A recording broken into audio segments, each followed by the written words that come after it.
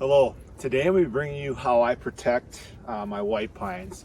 And I've just found that the best way to grow a white pine is to transplant it. And I'll bring you that once the frost gets out of the ground, give you some different hacks and strategies for that. But in terms of protecting these trees, I found that a woven wire cage that's bigger than the tree, that allows the tree to grow to a height that the deer can't browse the terminal bud off, it's just the best way to go. I'll bring you some different places and give you some examples of white pines that are 7-8 feet tall now that I've transplanted, and I've had to protect them with these wire cages because we have high deer browse in our area, and I'd love to take care of that problem too, and we do our part, I promise you. So thank you for watching today's episode on how to protect your white pines. I hope you find it enjoyable and informative, and thank you for making it a great day to be outdoors.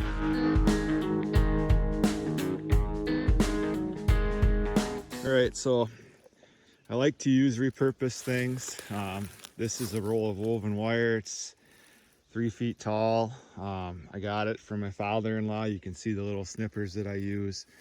What I do is I count out 20 squares, so 1, 2, 3, 4, 5, yada yada, all the way to 20. And then I cut and I make a pretty big cage. The reason why is that for some of these white pines that are just getting beat to heck by the deer in the winter, the idea is that with 20 circles like that one right there, by the time or 20 squares, by the time the tree is big enough to be out to the edges of it, it won't matter anymore. And I did this with really small pines too. Since I'm talking to you, everything planted down here, this is the roadside, everything planted down here is something I did. Trying to create another barrier. Here's the road's above me. So if you look right here, you can see a hybrid willow. Those don't do very well out here. I don't know why. And then the hybrid popples are the much bigger trees in the background, and they're doing phenomenal. And then the white tubes, miracle tubes. I have transplanted box elders down here, and in the very background, you definitely have a hard time. There's a deer. In the very background, there are some swamp oaks, and I'll be getting a bunch more swamp oaks this year. They do well, and they handle the deer browse okay too. I do protect them, but they grow in 20 years to produce an acorn for those swamp oaks, so I'll still be able to maybe enjoy a couple of acorns when I'm still hunting. Cutting this wire, it's a lot of work, but these stuff isn't cheap these days, and so anything you can repurpose, the better. And I have a couple more rolls of this. I'm always looking for more. So cutting this woven wire is a little bit hard. I don't know what tool this actually is. It looks like a little bolt cutters to me, but it's spring loaded. Top wire, she's a little thicker, a little harder to cut, and then the rest of them are pretty easy. Funny thing is, every time I cut one of these cages, I think about my students. I'm a teacher by trade, and for whatever reason, guys like to shake my hand and try to squeeze real hard. So I'm building up some extra grip strength to prove that I'm still a tough guy. So I'm gonna pan again and kind of show you the fruits of my labor. This is becoming a barrier, and it's neat to see it work out. Now this tree right here, bad news. I had it caged for a while till I realized what buckthorn is, and so I'll cut this down and treat it in the fall when temperatures are okay to do. Right now, whatever it is, like chlorophyr or whatever you use, is too volatile, so I won't use it. But all these white pines that you see down here, every single one of them, I dug out from somewhere else and brought here, and they do get hammered by the deer. I've talked about deer browse before, and the only way to get them to grow is to protect them, unfortunately. So it's a little bit extra work. Got little electric weed whipper, 40 volt works model. It just works fantastic. You can hold it in one hand and swat off 1,000 horseflies in the other. It's a pretty warm day today, and yeah, once they're protected, they'll grow. So here's a view. You can still see the road. I was standing right there, and one of the things I did is I get rental income off of these fields, and I'm grateful for it. At some point, my goal would be to take it out of ag and just put food where I want to. And yes, if I do that, I will chronicle the whole journey as to how, and of course why. And first, if you look in close, you can see a spruce. I think this is a white spruce. And these were planted, and they were planted tight to the fence line. There's another one coming up right here. And they grow, and the reason spruce is they tolerate deer browse a lot better, but they grow slow. And my neighbors, people on the road probably think I'm nuts because I will come out here and trim them with a weed trimmer to give them a leg up. I also have started to put cardboard down at the base of them, especially these ones that are established, because it keeps the weeds at bay and also helps them grow and stay upright. And I don't know how well it's going to show up, but down the fence line, tight to the fence line, there are some more. So like right where it's a little bit green up there, some. And then you can start to see the caged white pine. And white pine, they grow well around here. This is a heavier soil, but they need to be caged. And once they're caged, they'll take off. And every single one of these white pines, like this one right here, is not caged. And you can see how it's struggling, but it's making it, versus one that's caged, how much further along they'll go. And I'll show you the progress of the caged white pines. And these were the spruce that I was trying to point out before. You can probably see them between the tree protectors and then the fence. Tree protectors, those are all box elder that were either growing out here from seed or that I transplanted it by just pulling them out of the ditch and popping them into place. Again, because of the deer browse, you got to protect them. Yeah, I know we need to shoot more does. We shoot as many does as we can, but we have neighbors that don't do the same thing, and so you end up with does, which, there's lots of different debates on that from different people. So you can formulate your own opinion on that based off of their wisdom and research. All right, so here's a caged white pine. This one's a few years along.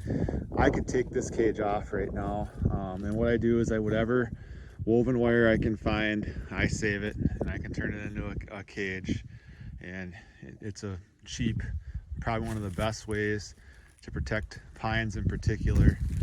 Here's another one that's not quite as far along, and you can see I used electric fence posts. And again, I'll probably take this one out of the cage next year, because this is about 5.5 feet to the terminal bud. That's the top bud. I must have scored a red pine at some point, because there's a red pine right there. And then you can see the top of another cage. The only thing with caging is that sometimes the weeds will climb up the cage, and the tree still grows, and I can come through in the spring and break the climbing weeds back. And here's another one that at some point I planted. It's made it so far. It should be caged. Hasn't been caged, obviously, and probably won't be. And then you can see another spruce. And this is about 2 years away from actually providing some screen from the road. But again, you got to start in order to get to that goal. And then I did plant some miscanthus. I doubt you can see it, but I dug all that miscanthus up and just put it on the south line, because there is a power plant on the south line, and that's another good spot that I'd like to have more privacy on. So yeah, it's coming along. It just takes time, and you gotta plant extras, obviously, because some die. So I'll be planting more again this spring too. So here's the finished setup of how to protect your white pines. And so you can see I have the woven wire cage, and I put some surveyor marking on it too, just to kind of help the deer see it so they don't run into it. And then I use bamboo stakes and stake it through on both sides. And then I have the weed barrier in the middle. And I'll show you how to cut a hole and how to cut the weed barrier real quick. This is the nice nylon stuff. And this is probably a transplanted one. It's a little bit big, but it just protects them from being browsed. And here's an example. This was right on the deer trail too, but here's an example of what happens if you don't protect them. Now, obviously this one's got a little bit of winter burn on it too, but if you don't protect them, the deer are gonna browse them right off. And you just have to give the white pines a chance. And luckily they left this terminal bud, this top bud, alone. Otherwise that tree would really be a goner, because most of the time what they do is they come in and they nip this off because it tastes good. So to them, not to me. Yeah, but anyway, you gotta give the trees a chance to get past that level. So I'll pan back over here to this cage, and you can kind of use your imagination to see that, like I was saying, like once this tree is past the height of this woven wire, the terminal bud would be way up here and they wouldn't be able to easily get to it. So, or another thing we could do is just take another section of this and plop it right on top. So I just wanted to talk super quick about how to assemble your cages. And this is a different type of welded wire that I picked up off of Facebook Marketplace. So it's not the big squares, and this is just an extra chunk. But what you do is you cut the pieces as close to one edge as possible. So right here, and then you leave your tab, so that was me cutting it and then leaving my tab. And then you just wrap it around and then fold the tab over. And you don't want to do too good a job, actually. No critter's gonna undo your tabs. What you want to do is be able to make it so you can take it off the tree if you need to move it if the tree gets too big. So I'll show you what I mean with the assembled finished product in a second, and then we'll call her good. So you just take your piece that had the extra wire on it, the tab, fold it over and attach it to the part that didn't have the tab. And you don't even have to do that great a job. Like that's all you really need in case you want to undo it. And then you have your finished cage. And I want to make a list of things that you can do in the off season that actually make life easier for you during the regular year when things get hectic. And getting these cages ready, if you have the space, is definitely one of those things. So here's my setup for cutting my own tree protectors. I made this very rudimentary jig. This bottom board is 3 feet long, and the top board doesn't really matter. It's another piece of scrap. The reason why is that for my program I need to cut 3x3 squares, but I am cheating this a couple inches just because 3-foot squares is pretty big, and I think that by the time you need that much protection, the tree is going to be doing just fine. What you'll see me do in a minute is I run the scissors along this, try to just use the scissors as like a cutter, like with wrapping paper, but then I keep my jig even on a line so that I know this is at 90 degrees. Otherwise, by the end of the roll, you can be way off and have some really jagged and janky pieces. High quality weed barrier. This is DeWitt Sunbelt, 3 foot by 300 feet. I end up getting about 120 weed mats this way. And then over here, I just took a tote with some weight on it to keep the roll from getting out of whack. I didn't put anything through the middle or anything. This way I can just roll and cut and roll and cut. So next I'll show you the process. All right. What you do is you pull out your roll, you lay down your jig, line up your lines, and like I said, I'm making this a little short of 3 feet, so that's why the jig's over. Hold the fabric tight, pull it across. At the end, you might have to do a little bit of cutting, not too bad. And then, I do this later, but fold them diagonally,